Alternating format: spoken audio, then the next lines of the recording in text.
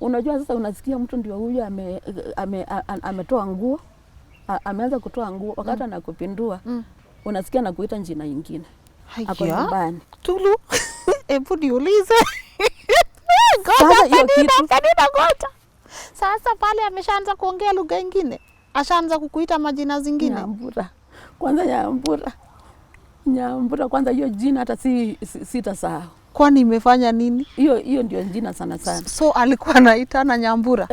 Na kama dunia hii watu kuna wale wanakonga wanasema women cannot do without sex. Ama kuna watu yani they cannot do without sex. Mimi nimekaa miaka ngapi sasa? 23 years. It is very painful. Kwa sababu at least hata mimi ningependa kukua na watoto 2 3, bado kwangu ingewezekana. I am over 50 years. Na hakuna vile sasa naweza kurudisha akili nyuma nataka mtoto. But I thank God kwa sababu watoto wale nimelea ni watoto wengi sana. Wale ambao wamepitia kwa mikono yangu.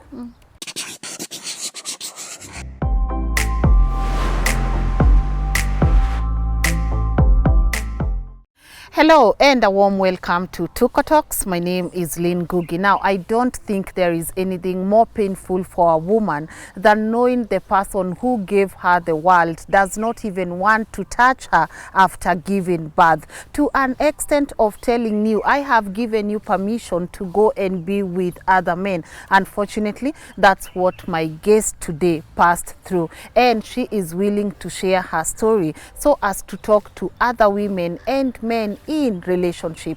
And so without further ado, please allow me to let her introduce herself.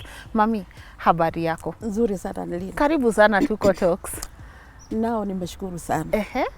Hebu introduce. Mimi naitwa Penninah Mueni. Chalo. Yes. Wengi wananijua kama Penninah Chalo. Nimezaliwa kutoka hapa tu Nairobi. Nimezaliwa hapa Nairobi pale Form 1 na nikalelewa Jericho. Lakini kwetu ni Mitaboni. So we ni born tao? Mimi nimezaliwa hapa Nairobi. Nikalelewa Nairobi. Lakini si unajua watoto kuna ile kiwango wakifika mnaenda ushago. So mimi nilienda ushago with my parents. Sana sana my mom. Kwa sababu my father alikuwa anafanya kazi na City Council of Nairobi. Now kwenda nyumbani tuende tukasomea nyumbani. That is now from nursery to standard 1 na kuendelea. Kwa hivyo nimezaliwa Nairobi but nimesomea nyumbani Ukambani. Okay. Now Lynn, nashukuru kunipatia nafasi kwa sababu mimi watu wengi wananijua lakini hawajui story yangu. Kuna watu wanapenda kujaji mtu kwa kumuona. Lakini mimi husema kama vile wanavyosema never judge anyone if you do not know a story or his story. That is why I am here today. Kuna kijana tulikuwa tunasoma pamoja. Walikuwa katika neighboring school. From home, my village. Alikuwa tu ni best. Na that time tulikuwa na heshima sana. Hata tukiwa shule. Ni ile mlikuwa ni ile sister na brother school those times. Kwa sababu wakati kama kuna michezo wanakuja Mua Hills. Kwa sababu that time Mua ilikuwa now ni girls schools. Lakini wakati huo Mua ilikuwa mixed. So huyu kijana naye alikuwa anasomea Ngelani High School. From now the village, kwa sababu tumetoka village moja, we used to be friends. My parents nao ni watu wameokoka. Mimi pia nimelelewa Lynn, nilikuwa nimeokoka kwa sababu mimi nilihubiri sana hata nikiwa msichana mdogo. Vile mnaenda mission, nimeenda mahali kwingi sana kuhubiri. So wakati ilifika 88 ndio tukakuja tukakutana na huyu kijana tena. Walikuwa wanafanya biashara Machakos town. Na mimi sasa wakati ule nilikuwa nafanya kazi hapa tu Nairobi pale Commonwealth House. Kwenda kutembea, sikurudi Nairobi tena. Sasa nikashindwa na my father vile na yeye anakuanga ni mtu yani anakuanga very tough, nitafanya namna gani? Sasa na yeye kijana akaniambia, kwa sababu it's like tulikuwa tu age moja. So unajua sasa kama mnamaliza standard 7 pamoja, mnamaliza form 4 pamoja, nyinyi watu wa age moja. So mimi nikaanza kukaa na yeye Machakos Town na tukaanza kufanya biashara pamoja. Alikuwa na wholesale hapo Machakos Town na tukafanya kazi, though haikuwa ati kwa muda mrefu. But Lynn, hii style ya vijana, yani age mates, naona wakati mwingine they are not patient mtu kwa mwingine. Kwa sababu nao kijana nikuja kukundua wakati nimeanza kukaa naye ni mtu anakuanga alikuwa na hasira sana. Mimi ni mdogo, but that time hata nilikuwa mdogo I used to be very beautiful. Sasa wacha saa hiyo tumbona nimechapa. Hujachapa. Sasa unaona Lynn. So I used to be a beautiful girl. You are still beautiful. Kila mtu tu alikuwa tu ana. So ule kijana wakati alinipata akasema msichana ilianza kummezea kitamba hata akiwa tukiwa primary school. Unaona? Wazazi hawajui. In fact my parents wako wanajua mahali niko sababu naye my father alikuwa very tough. Tumekaa, mama akakuja akajua, akaambia mzee fulani ako na fulani. Kwa akina fulani. Hawakuamini. My father was very mad kusikia niko kwa akina fulani. Sasa tumeanza kukaa tu kwa sababu sasa tuko pale pamoja, nani atakuja sasa kunitoa hapo, na mimi naogopa kurudi pale. Sasa wakati nilianza kufanya kazi na huyo kijana, nakuja kurealize ni watu wale, ukiona kuna mtu mwingine pale anakaa ni kama anakucheki na jicho lingine la kando, yani alikuwa ni mtu alikuwa na hasira sana. Sasa na yeye akakuwa ananipiga sana. Lidi lilipigwa, akaanza kunipiga na nikuvumilia tu na naogopa kurudi kwetu. Unaona? Na si ati ni vile tu watu wanaanza kukaa pamoja, haikuwa ati marriage like that. Lakini tulikuwa in that relationship. Sasa watu wengi sana sasa wale nimekuwa hawajui my story, even my own son. So during that time nikakuja nikapata mimba. Wakati nilipata mimba kwa sababu ya vita, nakumbuka that very day tulikuwa na function nyumbani kwao. Na ikanibidi mimi pia nilikuwa part of, kwa sababu ni kwa family lazima niende kwa hiyo function. So unajua nishapigwa na ninasikia ninauma. Tumbo linaniuma sana. Maumivu ilikuwa ni makali sana. Nilikuwa ninauma sana. So tukaamka tukajitayarisha tukabebana vitu na tukaenda nyumbani. Sasa nilikuwa pale nikaanza kubleed. Nikakuja nikaambia sister wa huyu kijana, I am bleeding. Akaniuliza, na umekuja haji? Kwa nini huko enda hospitali unakuja hapa kufanya namna gani? So function ikaendelea nikiwa nauma sana. Sikuwa najua ati ni mimba ati natoka. Sasa wakati tumerudi majioni nilikuwa kabisa ninauma. Mpaka sister huyu kijana akamwambia, enda upeleke fulani hospitali. So tukaenda tukalala kunipeleka na nakumbuka vizuri sana hata hiyo night alikuja bado akanipiga. So akaamka akaenda kufungua kazi. Mimi nikabaki pale. Nafikiri hata nikujikokota nilikuwa najikokota kutoka kwa nyumba, kwa sababu nilikuwa nakaa mahali palikuwa panaitwa Isli. Machakos. Sasa from Isli unapata Machakos General Hospital hapa karibu. Hapa katikati tu mahali tulikuwa tunafanyia kazi. Kitambo nilikuja nifike hospitali, nilikuwa tu naona ni kama ninakufa Lynn. Kufika kwa gate hapo ndio nilianguka. Sasa nikakuja nikabebwa nikapelekwa. Sasa damu ilikuwa tu inatoka. Wakati nilipelekwa pale kwa daktari, kumbe nilikuwa nimebeba watoto mapacha. Wakati sasa unajua ni lazima sasa, kwa sababu ni mimba inatoka, wanakuuliza ni madawa ulikunywa. Ilianza, lakini sasa watoto walikuwa ametoka. Wakati mimba ilitoka ndio sasa huo daktari alikuwa madam. Watoto walikuwa ni watoto wawili. Huyo kijana akanipiga mpaka nikapoteza watoto. That first pregnancy. Nikarudi nikakaa kwa nyumba wakati at least nipone. Nikarudi kazini, bado kijana alikuwa ananipiga. Alikuwa ananipiga. Nao ndaka ya mwisho nikatoroka nikaenda kwa sister yake, alikuwa anakaa Kenya Israel. Machakos. Wakati huyo kijana alinifuata, nakumbuka alifunga kazi akakuja Kenya Israel kwa sister yake. Wakati alikuja akanipata hapo Lynn. Alikuja sasa, unajua ni zile nyumba jua ina single room ni kubwa. Stove, kitchen iko hapa kwa sitting room, mnapikia hapo. Sasa vile tu aliingia, aligonga mlango kuingia. Yaani ile stove, unajua sasa sufuria ya ugali ilikuwa pale. Aligonga hiyo sufuria ikakuja ikanipiga kwa kifua. Mimi nikaanguka. Sasa na yeye sasa akachukua stove akamfuatilisha. Akamuuliza, mbona unataka kuua mtoto wa wenyewe? Sasa unajua amerusha sufuria, amekick, ikakuja kunigonga, nikaanguka. Lini ile maisha mimi nimepitia.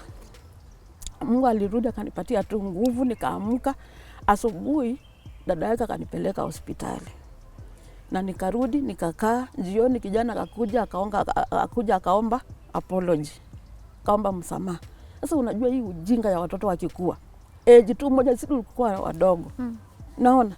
Sasa bado mimi nikakuwa tu na moyo naona, kwa sababu kusema kweli nilikuwa nampenda. Na yeye alikuwa ananipenda, lakini vile alikuwa mtu wa vita.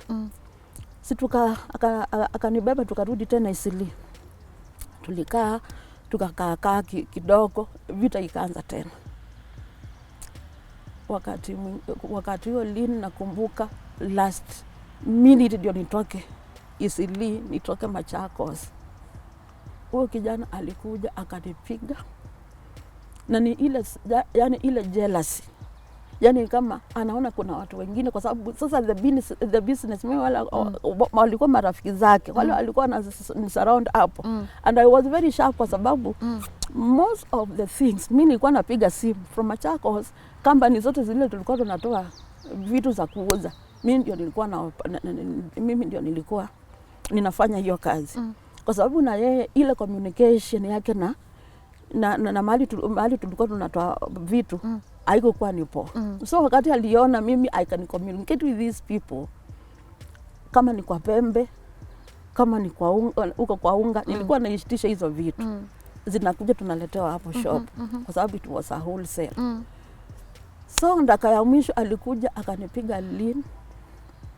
Nikabakia unconscious, akaninyoa. Nasikia kunyolewa makasi. Akaninyoa kabisa, akaninyoa kichwa, akaninyoa kwa sababu nafikiri zile kali kiti za kwanza vile zilikuja tu. Nilikuwa tu watu wa kwanza na hizo kali kiti. So akakuja akazinyoa, nywele yangu ilikuwa refu sana ya kali kiti. Sijui nywele alipeleka wapi. Na akawacha kanifungia milango mbili. Kwa bedroom I'm bleeding. Siwezi nikatoka, amenifungia Lynn. Sasa mimi yani nikaomba tu Mungu, nitatoka hapa haji, kwa sababu kutoka kwa bedroom kuna mlango ya chuma. Ukitoka ndio utoke nje kuna mlango ingine ya chuma. Lakini I could see kuna new padlocks kwa sababu ni kama alikuwa kabisa alipanga kuniua. Mimi nikarudi nikalala, lakini nikasikia kitu kaniambia, hebu angalia hapa juu ya kitanda. Wakati niliangalia pale Lynn, si nikaona funguo. So unajua sasa ukinunua kufuli na kwanga na funguo karibu 3. Kumbe alitoa moja na akasahau amenifungia na zile zingine bado ziko hapo. My dear, nilichukua hizo funguo nikaenda haraka nikafungua. Na hizo damu, vile damu ilikuwa inamwangika, nikachukua tu bucket nikaweka tu nguo tu kidogo, kwa sababu nilikuwa nasema hapo sitawahi kurudi tena. Nikaenda nikapitia mama mwingine alikuwa na rafiki yangu. Alikuwa mbele yetu, lakini bado alikuwa anasomea Mua Hills. Alikuwa tu anaitwa kama mimi. Lakini yeye alikuwa anafanya kwa bookshop, ilikuwa inaitwa Mutula bookshop. Nikapitia kwake nikamwambia, "Hebu niwekee hii nguo." Akaniuliza, "Kwani what happened?" Nilikuwa nimefula kila mahali. Si nikaenda sasa police station kuripoti. Sasa vile niliripoti, si akakuja akachotwa. Sasa na kwa sababu ya pesa akakuja akatolewa tena. So mimi nikalala kwa huyo madam na asubuhi nikaamka nikaenda nyumbani. Kumbe vile naenda nyumbani, my father alikuwa weekend, alikuwa wakati nilikuwa napigwa, my father alikuwa nyumbani. Sasa ndio alikuwa hiyo usiku akaota. Sasa alikuwa anaambia mama, akaamsha mama akamwambia, mama fulani, unajua nimeona Penninah hayuko mahali pazuri. Nimeona amenyolewa kabisa na naona tu makamasi kitoka. Na ikamkozesha usingizi kabisa. My mama akamuuliza how, akamwambia kumbe it was true Lynn. Vile tu nilitokea. Sasa unajua ni kutoka Machakos sina nini. Wakati tu nilitokea nikakutana na mama yangu. Alinishika tu hivi. Akanikalisha chini. Akaniuliza kwa nini ilitendeka.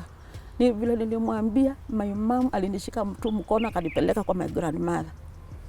Akamwambia, hebu ambia huyu vile baba yake alisema. My grandmother saa hii later akaniambia, baba yako alisema aliona kama umenyolewa nywele, machozi natoka na makamasi. Nikamwambia mimi ni Mungu tu alinisaidia. I almost died. Lynn, wakati huo ndio niliamua kabisa kutoka Machakos. Sasa vile nilitoka Machakos, si unajua sasa nimerudi Nairobi. Nimekuwa tu na stress Nairobi na nataka kujisaulisha maneno ya Machakos. Kwa sababu nao kijana bado anasahau kama karibu aniua. Alikuwa tu bado ananitafuta nirudi wapi? Nirudi Machakos kwa sababu nao kama siku kwa pale na yao biashara pia ilikuwa haiendi vizuri.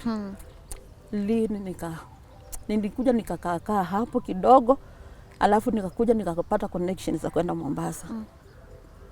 So I went to Mombasa. That is 99. Nikaenda Mombasa. Mombasa hapo nilienda nikaanza kufanya kazi na kulikuwa na diplomats walikuwa wanatoka Burundi. Na sasa unajua Burundi sana they talk of French.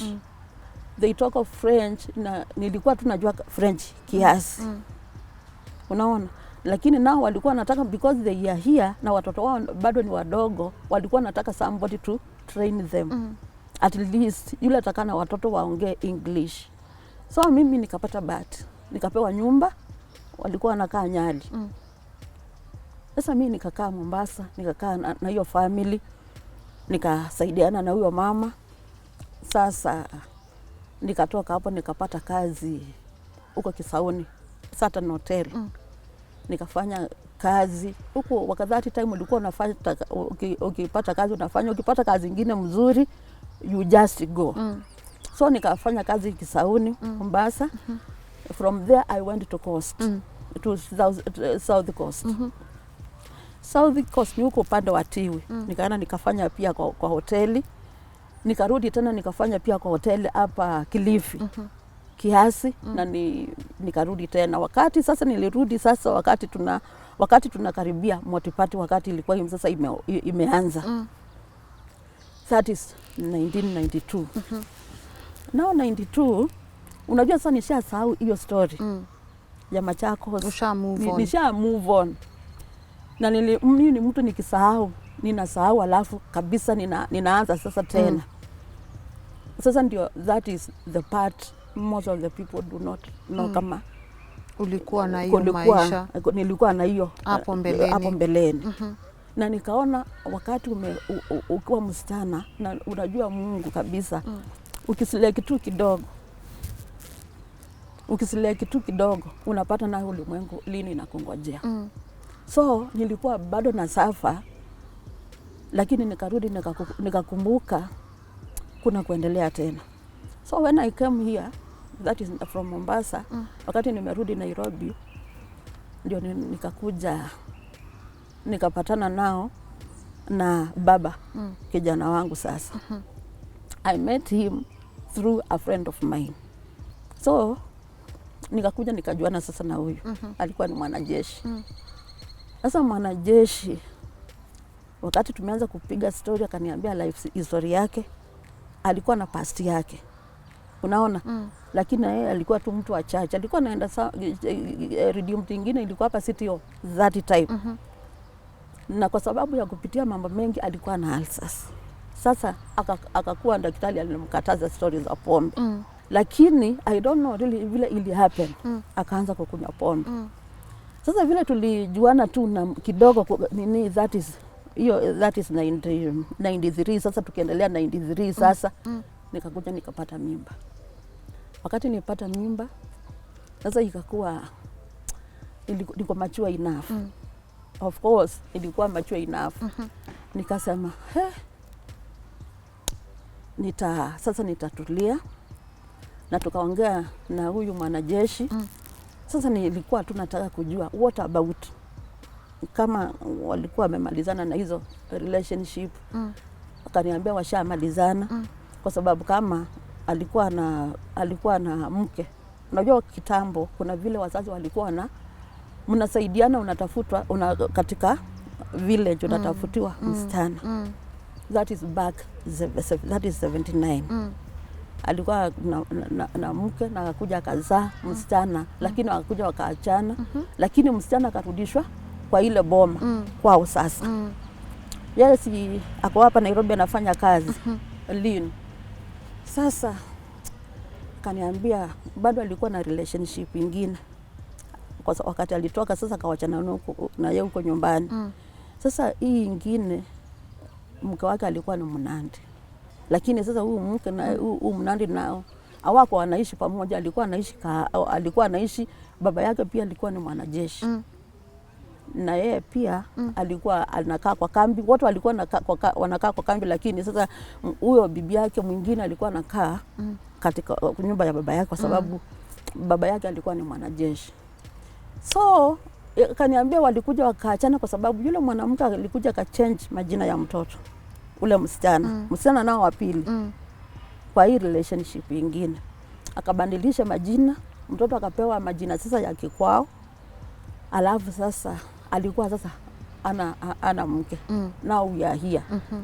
Sasa nikamuuliza sasa ilikuwa clean, hakukuwa na mtu mwingine. Na mimi nikachunguza kabisa. Nikachunguza kabisa hakukuwa na mtu mwingine. Okay. So mimi nikaanza yeye anakaa kwa kambi na mimi ninakaa nje. Nakumbuka that time nilienda hata kutafuta nyumba Kayole. Kwa sababu yeye alikuwa anakaa kwa kambi lakini alikuwa anakaa katika single line. Single line hawezi kukaa na family katika single line. So mimi kwenda Kayole, that is now 94. Pia ikianza I was very much pregnant. Ndio sasa nikakuja nikapata. Lakini kabla sijazaa huyu mzee akitoka sasa baba kijana alikuwa akitoka kwa kambi akikuja mahali alikuwa anaishi Kayole. Alikuwa ni mtu mzuri sana Lynn. People. Mbona unasema hivyo ni mzuri? Nakwambia alikuwa ni mzuri kwa sababu akikuja tu, si amekuja Friday. Nilikuwa napenda matoke na minced meat. Sasa mimi anakuja, kwanza ananitengenezea. Anafua manguo. Anafua manguo na ananiambia sasa wewe enda uanike. Ukiwa tu na ball. Yes. So alikutunza kabisa. Kabisa. Yaani ni mtu nakwambia, ndio nakwambia huyu jamani ni mtu alikuwa na moyo safi. A very beautiful heart. Unaona? So naenda naanika manguo alafu anakuja na niketisha niambia sasa ujue nataka kwenda kukula nyama alafu nikunywe chupa zangu 2. Utanipeleka? Namwambia ndio nakupeleka. Mnashikana mkono. So mnaenda. Sasa unajua sasa wewe uko na mjeshi. Yaani unapata hiyo picha. Sasa uko na security vibaya sana. Ya kutosha. So tunaenda, kuna ile base yake alikuwa anapenda sana. Tunaenda tunakaa mahali hapa nje tunakula nyama. Anakunywa. Na yeye yake. Anakunywa yake. Tunarudi tunakaa tu vizuri. Yaani kulikuwa kila kitu naweza kupenda kwa mwanaume. He had the qualities. Nini nyingine ulikuwa unapenda? Unaona sasa mimi nilikuwa najua ana watu wengine. So unajua yeye ni mtu amezoea maisha ya kambi. Na sasa mimi ndio peke yangu niko sasa uko civilian. So ilikuwa ni mimi na yeye. Territory ilikuwa safe. Yes, okay. Sasa ilikuwa safe. Na sasa unajua mama msichana anakuanga na mabest. Yes. Sasa ikakuwa marafiki zangu pia. Unajua wasa wakinitembelea tuko pamoja na yeye lazima watajua huyu ni nani. Na wa introduce nini. Sasa mimba inaendelea kukua kubwa. Sasa ikafika kuna mahali mimba ikakuja mpaka utaki mastare hiyo excess. Sasa I really don't know what happened. Kuna sister, wote walikuwa wote tulikuwa tunatoka upande mmoja, lakini nikakuja nikugundua kumbe kuna mnafiki katika our sisters. Kwa sababu wanajua huwezi kutoka kwa nyumba. Sasa na yeye huyu ni mtu talkative. Not talkative kwanza. Kama wewe ni mtalkative inakuwa ni haraka sana kumuingiza box. Yani ni mtu yule kwangi na story nani Lynn. Sasa ikakuwa kumbe huyu msichana anza kufuata huyo jamaa. Wanaenda, yeye ni mtu hata ukimwambia twende labda ninunulie chupa moja ama twende out hata kataa. So huyu msichana aliteka advantage of that nini. Lakini sister yake akakuja kaniambia, wacha nikuambie Penninah, chunga urafiki yako. Chunga huyu sister yangu si mzuri. Sasa huyu kikamba anaitwa kama mimi. Kwa sababu mimi naitwa Mueni na yeye alikuwa anaitwa Mueni. Kaniambia chunga huyu sister yangu si mzuri sana. Kwa sababu ni labda alikuwa amewapata mahali. Na alikuwa anajua mzee wangu hakukuwa talkative. He was not very talkative, lakini yeye alikuwa ni mtu wa story. Yani hakukuwa ni mtu wa stable. Alikuwa ni hapa na pale. So Lynn tukakaa, nikakuja nikapata mtoto. That guy alikuwa ni mzuri Lynn. Kwa sababu vile nilizaa Tuko. Yani alishughulikia kabisa. Kama ni pesa kawacha tu pesa hapo nishughulikiwe. Because I used to stay with my sister na yako kwa kambi. So hapo katikati Lynn, unajua sana yeye amezoea maisha ya huku nje. Wacha ile ya kambi. Sasa ikakuwa sasa ana miss hii maisha. Sasa unaona sasa mimi nimeshikana. Ukisema amezoea maisha huku nje, amezoea marafiki na tena kuna vile sasa alishaanza kupata pia marafiki wengine kutoka wapi kwa kambi. Wanafanya tu pamoja lakini wakaanza kukutania huko. Unajua sasa ni lazima sasa waanze kutembea pamoja. So si ati wasichana. Si wasichana, lakini marafiki tu. Marafiki wale walikuwa wanafanya kazi pamoja. Lakini sasa na yeye ikakuwa bado marafiki zangu na wengine. Si unajua habari ya club. Habari ukiingia kwa bar kwanza wale attendants wakikuja wa sense at least uko na pesa wanakufuata tu, wanaanza kukufuata sana. So mimi sikuwa ukipata mtoto Lynn una concentrate kwa mtoto. Akwangu unajali ati mind yangu haitaki kukua kwa sababu mimi nilikuwa na mtoto. Sasa nikaanza kushughulikia mtoto. Kumbe now hii period ni kama ameanza kuchange. Mtoto amekuwa mkubwa na ninakumbuka wakati kwa sababu nilizaa mwezi wa pili, wakati ulifika August tukapata nyumba Camp David Lang'ata. So tukahamia Lang'ata kwa sababu yeye katika ile kiwango yake ya kazi alikuwa nayo alikuwa allowed kukaa huko Camp David Lang'ata. Na ni hizo nyumba kubwa. Nyumba alikuwa amepata through brother yake alikuwa warrant officer tu. Kukaa hapo brother yake alikuwa amepelekwa Northeastern. So ikakuwa hiyo nyumba sisi ndio tuko hapo.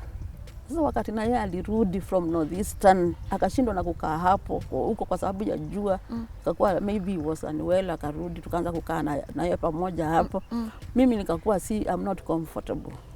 Kwa sababu it's like now my father. Na sisi wote tuko hapo. Na yeye ni mtu pia alikuwa ni strict sana.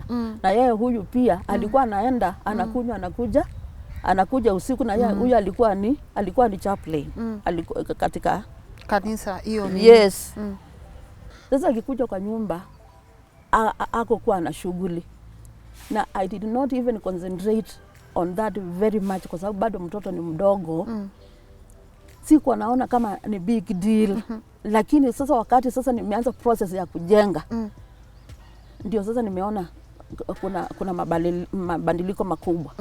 Sasa unaona wakati anakuja wakati most of the time I'm not around, anawacha pesa anaenda. Anawacha pesa tu anaenda. So mimi nikakuwa sasa curious, kwani what is happening? Wakati tena anakuja sasa ikafika wakati bado nikiwa sasa sijatoka sasa Kayole. Juu nilitoka Lang'ata nikarudi Kayole tena. Sasa wakati mmoja usiku Lynn, wakati alikuja anaanza kuketi hapo, mimi nishaenda kulala. Unasikia akisema, mimi niko na homa. Wacha nikunywe, nataka kunywa tu pilito nilale Lynn. Sasa nikaona ni kama kuna information. So, unaona sasa huyu ni mzee wako. Unajua anakanga kwa kambi. Wakati anakuja kwa muda mrefu hamjaonana. So unaona unajiprepare wewe unaenda. Wakati sasa umeenda mmelala, hakuna shughuli. Hataki hata. Unaona?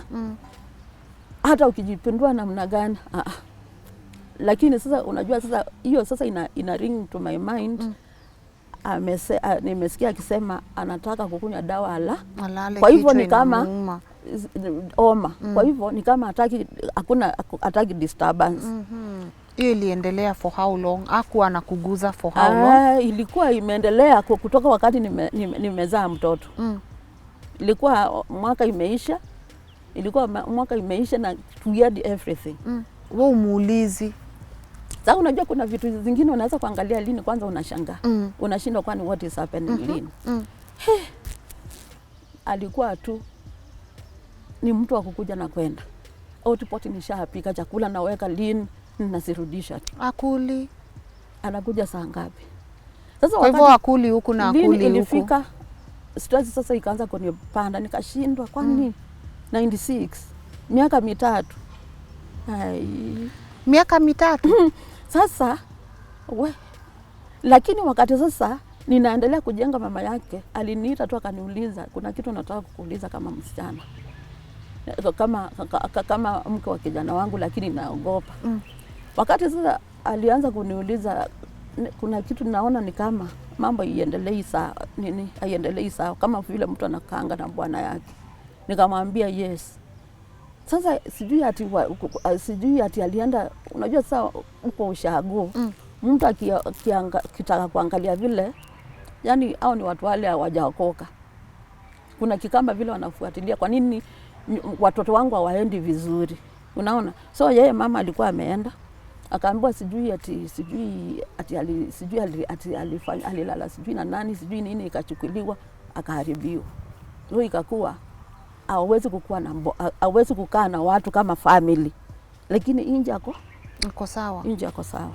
So in short mkishazaa tu na yeye ni hivyo.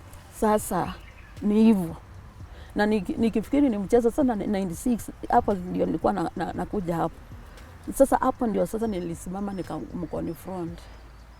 Nikamuuliza what is happening? It has been long.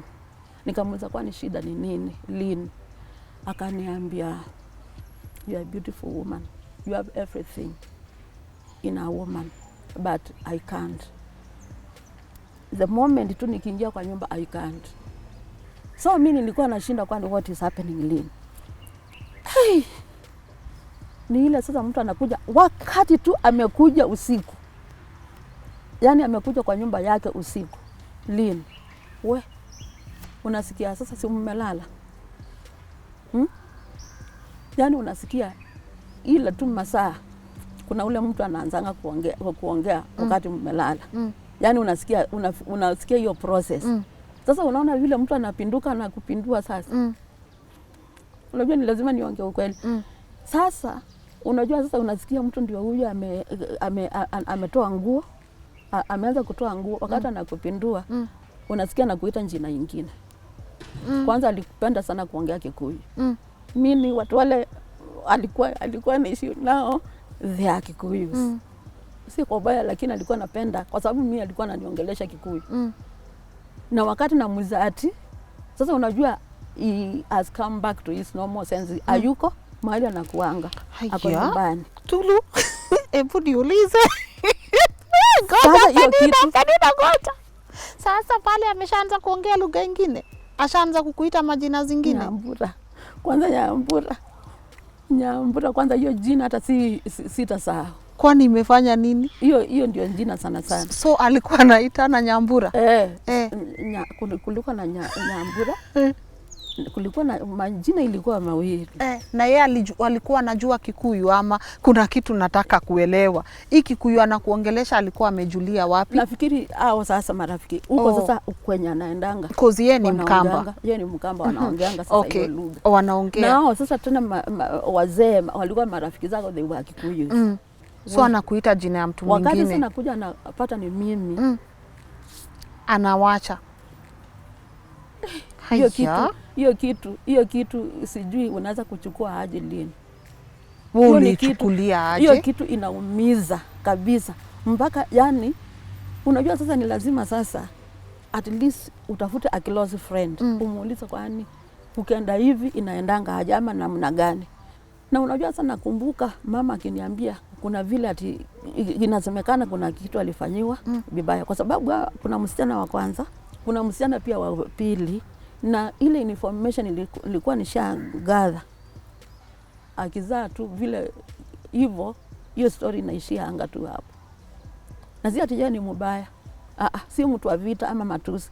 Inaisha tu hivyo Lynn. Akuangalii tena kama mwanamke. Lakini everything you want anakupea. Yes. Lakini hata kuguza. Uko nje unaambia marafiki zako, unawauliza. Sasa not every friend. Not every friend kwa sababu kitu moja ile mistake wanawake pia wanakuanga wanafanya. Ni wakati unakuja unafanya unaanza kuambia marafiki zako weakness za mume wako na ni mtu ako na pesa. Hao ndio wataanza kwenda kumtafuta. Na yeye sasa unaona kwa nyumba ilikuwa na nafikiri alikuwa tu anajua na nikamwangalia sana nikaona ni kama sikupenda kwake. Ilifika aje akakupatia ruhusa ati nimekupea ruhusa enda hata ulale na wanaume wengine? Sasa hapo wakati sasa nilimconfront akaniambia siwezi. Akaniambia mimi nimekupatia ruhusa. Wewe ukienda kutafuta ukienda kutafuta vile unataka sitakuwahi kukuuliza anything. Nikamuuliza all that long. Yani all that long nilikuwa na ngojea ukuje kuniambia story kama hii. Sasa wakati katika harakati ya kuulizana, unajua sio mtu violent. Hata mimi sio mtu violent, lakini sasa wakati tulivuta nikamuuliza what do you mean? Akaniambia wewe nishakupatia ruhusa na kumbuka nilichukua pass. Ni mgonge tu nayo. Na yeye unajua sasa ako na nguvu, mwili yako si kubwa lakini ako na nguvu. Akaninyang'anya ile pass. Mimi hata sijui nilishikwa na nini Lynn. Nilienda kwa other bedroom. Nikaenda nikachukua kiberiti. Get. Nikaenda nikawakisha duve moja hapo. Ianza tu kuwaka hapo polepole. Wakati yeye amesikia harufu ya moshi, unajua sasa duve imewaka imeanza kuwakisha mattresses. Na yeye sasa ule nisa alikuwa hapa ameanza kushout nduru.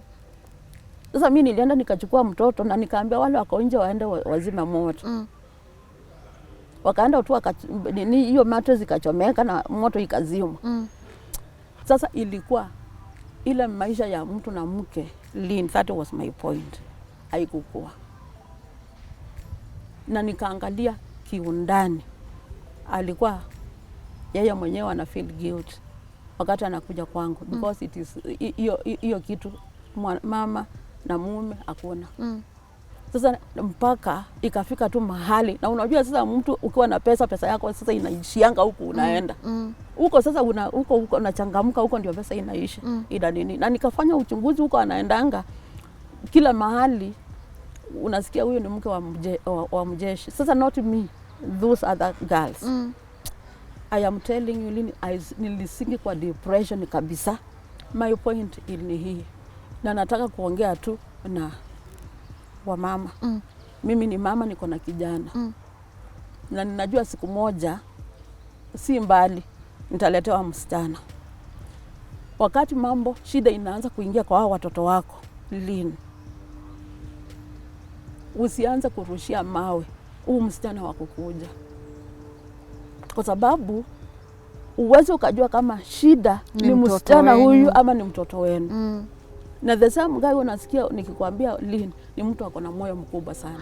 Yani is a man with a beautiful. Aliribu tu kila kitu. aliharibu tu kila kitu, aliharibu kila kitu. Yani akabaki ana chochote. Pesa, kila kitu aliharibu. Aliharibu kabisa. Kwa sababu wewe unacheza na pombe na huko nje na wanawake huko nje, utabakia na nini? Mpaka nilikuwa napigiwa simu, naona simu inaitana, kwa sababu kuna wakati alikuja mahali, wakati sasa nimerudi kwetu Jericho tena kwa sababu sasa nilikuwa nianze maisha tena. Ilikuwa it is a very long story. Na wa mama ama parents waache sana kuangaisha msichana akiolewa kwako. Oya, kwanza keti nao, ongea nao vizuri, na sana ongea na mtoto wako, muulize shida inatokea wapi. Unaona, kwa sababu shida, most of the shida inakuwa ni kijana wenu. Kwa sababu kabisa huyu msichana wakuja kama ako na shida, hakuna mwanaume wa kisawasawa ambaye amezaliwa na mzazi anaweza kuachilia msichana akuwe ni mtu hana respect kwa wazazi. Shida iko pale, sio huyu mama wa kukuja. Labda kuna hao kiasi, sikatai, kuna wengine wanaweza kuwa ni wabaya. Unaona kweli kama wamama wengi wanapitia hii shida, unazaa na mtu lakini hataki kukuguza tena? Mimi ni mtu wakati nimekuwa na stress, nimekuwa karibu na radio sana. Unaona hizi programs zinakuja usiku. Sana wanapenda kuongea hiyo maneno. Na watu wengi hawatakangi kuongea ukweli. Mama wengi wanasafa in their marriages. Na mimi nilikuwa mtu sana wa kujaji watu Lynn. Na wakati nimeongea na wamama kwa ground all those years, kwa sababu ya shida ndio unaonanga hata kwa mitandao unasikia prostitution nyingi inaendelea, ni wamama wale wako kwa marriage.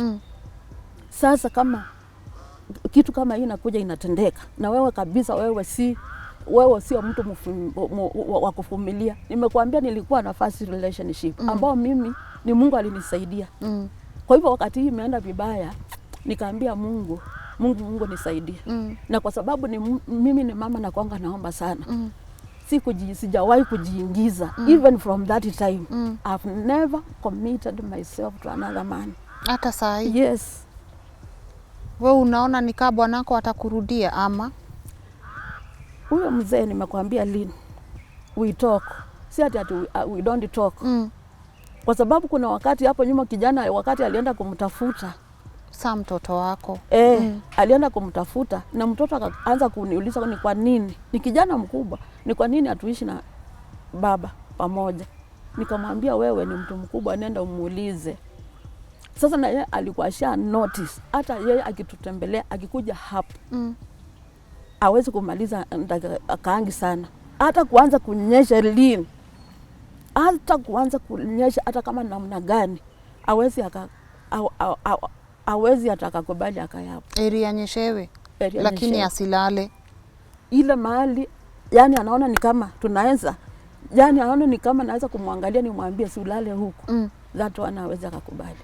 Kwanza afadhali aende. Hiyo ni kitu sasa mimi nisha notice. Na we kama mwanamke unadeal aje? Sasa myself Lynn, mimi nilikuja nikafikiria hivi Lynn, labda alienda akakutana na watu, maybe somebody sick ama ashakuwa, hiyo ni mawazo yangu, I don't know. Alafu maybe ni kitu anaonanga ataki kunini, kwa sababu mimi anajua ni mtu wa kuomba. Na mimi nikimwambia nililala nikaona hivyo, hiyo kitu inakuanga hivyo Lynn. Sasa akaona sitaki kuleta shida hapa. Ushasikia ni kama akona watoto wengine huko nje? Na nikamuuliza can we go kwa VCT? Akasema yeye mwenyewe akaniambia kama tunaweza kuomba kama kuna kitu hapo ipone, lakini hawezi kuenda kwa VCT. Sasa mimi hiyo maneno sasa mimi kabisa ikaanza kunitoka. Kwa sababu nilikuwa pia nimeumia kwangu. Na mimi ningekuwa mwanamke hivi because I had money Lynn, saa hii hata sijui kama ningekuwa hai, kwa sababu nilikuwa nimepewa freedom and money ya kufanya vile nataka. Ukisikia akona watoto wengine huko nje? Sikujawahi kusikia maneno ya watu. Wacha sasa wale nilikuwa najua. Of which those ni watu kama ni wasichana washaolewa. sasa ni my son. Mimi kama kuna story ya huko kwingine huko, sasa ile hiyo miaka sasa hatujakaa pamoja, ujui. Sasa sijui, lakini kuna wakati nimuuliza labda uko na watoto, uko na watoto, huyu akaniambia, nikaona haku clarify. So I am not sure kama kuna family ingine huko nje. Hebu nikuulize, wewe ukiwa wale watu wenye wako kwenye ndoa na wanapitia mambo kama hii, ungetaka kuambia nini? Let them speak. Let them speak, kwa sababu wengine hata wanaenda kupata watoto nje outside their marriages, kwa sababu ile wanataka wapate, na katika hiyo process wanaenda wanapata watoto nje outside their marriage, unaona. Na wengine wanaenda wakipata mambo ni mazuri huko, ndio unasikia unapata mboma zimeharibika. Fulani aliwachana na bwana yake. Ni vizuri mimi kitu ile ninaweza kusema, number one, God, Mungu ndio anakuanga foundation wa kwanza katika family.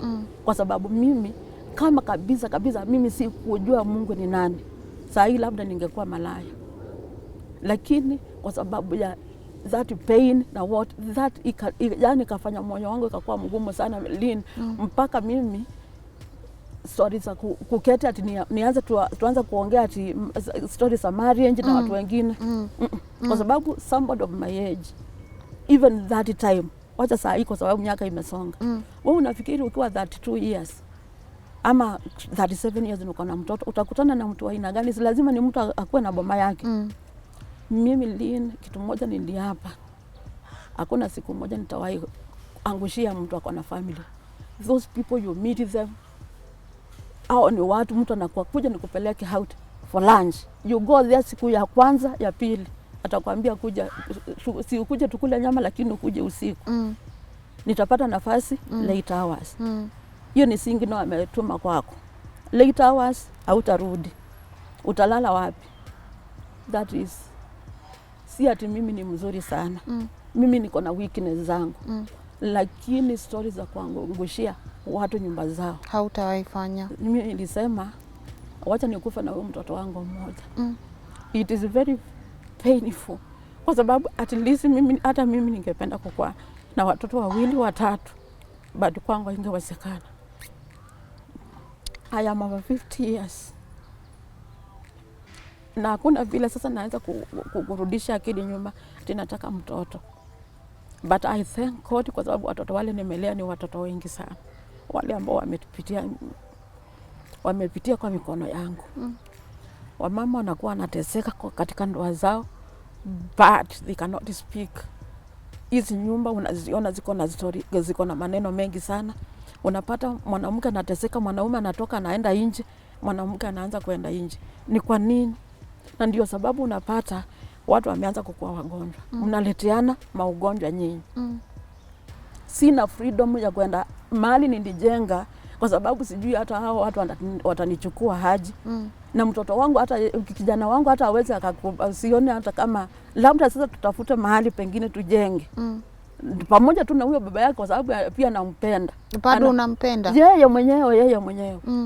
Unajua sasa Lynn, saa hii hata tuseme tutakaa pamoja, ni ile tu story, kwa sababu yeye mwenyewe ni kama akona problem ndani yake. Na mimi badala ya kumchukia na ile bitterness, Mungu akakuja akaondoa that bitterness. Na hakuna siku moja nishapiga hii magoti yangu nikiombea my son, lazima niombee huyo mzee. Na as we talk, mimi najua maombi yangu hata imefikisha huyo mzee mahali hako. Na maombi ndio imenifikisha mahali nimefika Lynn. Na mimi Mungu yule ninamwamini. This is my prayer. Na nakuanga naomba kila siku. Kwanza kutoka last year, yani ni Mungu tu anisaidie nipate mahali, haijalishi nitapata namna gani. Nipate mahali, nijenge, mtoto wangu afurahie. Mimi Lynn, naambia wamama, yule labda anaweza kuwa amepitia mahali, yani amepitia vile nilipitia. Mimi najua sio wengi wanaweza kuvumilia. Na kwa sababu kuna mtu yule anakuanga anajua in and out, vile unatokanga vile unaenda. Nyumba yangu hakuna siku moja hiyo miaka tumekaa, hakuna siku moja niliingiza Mwanaume akalala kwa nyumba yangu. No way. Na Penninah, maybe tukimalizia maneno yako ya mwisho kwa Wakenya ingekuwa ipi? Maneno yangu Lynn, ni watu wakuwe waaminifu. Ukijipata Mungu akikusaidia kupatie marriage, kuwa faithful. Men, be faithful to your wife. Kwa wake zenu mkuwe waaminifu. Na wakati mmeshikana, kama kuna faithfulness, najua Mungu anakuanga anawabariki. Women, I am telling them to be faithful. Na kama dunia hii watu, kuna wale wanakuanga wanasema women cannot do without sex. Ama watu, kuna watu yani they cannot do without sex. Mimi nimekaa miaka ngapi sasa? 23 years. Na sisemi hivyo ati nikufurahisha mtu ama ati niko na problem. Mimi niko sawa. Niko sawa na niko na feeling kama zile zingine. Wakati mwingine zinakuwa excess, lakini nashika Bible namna hii. I wish the Bible to disappear. Ndio nifanye vile mwili wangu inaniambia. But Lynn, what I know, we are the commanders of our brains. Usijaribu yani kuachilia mwili wako ufanye vile mind yako inakuambia ama inakuonyesha. Let us be faithful. Okay, sawa basi. Na asanti sana kwa kukuja. Yes. I know some topics are not easy to share. Yes. But the fact that people wanakaanga kwa issue na wanataka kushare reality na wanataka kushare facts. Yes. Na wanataka kushare ukweli. I love that part. Yes. About issue. Yes. And I wish you all the best. Yes. I honestly, I don't know, it's hard. Ukishapenda mtu alafu hataki hata kukuguza tena, it's really hard. But as you say, you know, kila mtu na story yake. Yes. Na every story matters. Yes. And for you, my people, thank you so much for watching and for tuning in. And I hope, I really want to know what you think about this topic. Are you in such a relationship where you are so in love with someone and then probably after giving birth, they don't want anything to do with you intimately? I would really love to know, so that, because I feel there's a lot to this conversation and I think there are so many things we could discuss, because even for me, I'm hearing this for the first time. I'm honestly hearing this for the first time. So if you think we can have this discussion, let me know in the comment section. Are these things happening? Are they even happening to you? And how best do you think we can handle them on this show? Remember to subscribe to our channel, and if you want to share your story with me, my email is right here. Till next time, bye bye and have a wonderful Wednesday.